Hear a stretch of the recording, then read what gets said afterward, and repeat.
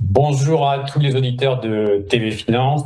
Nous allons voir ensemble à quoi pourrait ressembler la journée aujourd'hui sur le CAC 40 et quelle est sa situation globale.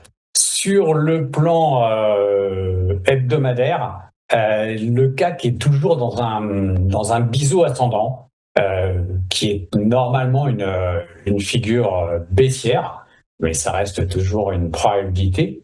On semble se diriger vers le haut de ce biseau puisque, a priori, on s'achemine vers une ouverture en hausse. Le haut de ce biseau, on peut le situer aux alentours de 8540. Ce mouvement vers le haut du biseau, il est confirmé en unité de temps journalière, puisque nous avons fait, donc après une période d'hésitation et d'incertitude assez longue, où on a fait du yo-yo. On a comblé le gap de début juillet. On a un gap qui reste ouvert, qui est le gap de lundi matin 27 juillet. Mais le CAC 40, à mon sens, a formé une figure en diamant. Donc, une figure qui traduit généralement l'hésitation des investisseurs. Et cette figure, en fait, qui est généralement une figure de retournement sur un sommet, peut aussi être une figure de continuation. On est sorti hier de cette figure par le haut.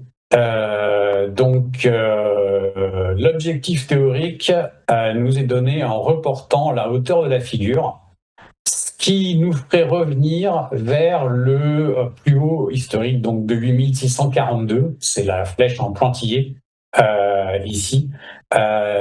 Simplement, auparavant, il faudra sortir du haut du biseau hebdomadaire, donc à 8541. On peut aussi buter sur ce niveau-là. Encore une fois, ça reste un objectif théorique. À très court terme, pour la séance du jour, on a d'abord un événement. Ce soir, on a la réunion de la Réserve fédérale avec une décision de taux attendue. Ça donne souvent des séances qui sont plutôt attentistes dans la journée.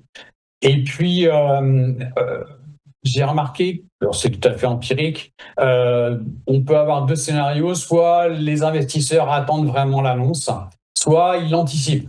Ils l'anticipent quitte à être déçus. Donc on peut avoir dans l'après-midi un mouvement d'anticipation, donc par exemple une hausse, qui pourrait se démentir aussi à 20h lors de l'annonce de la décision de taux et ensuite lors de la conférence de presse.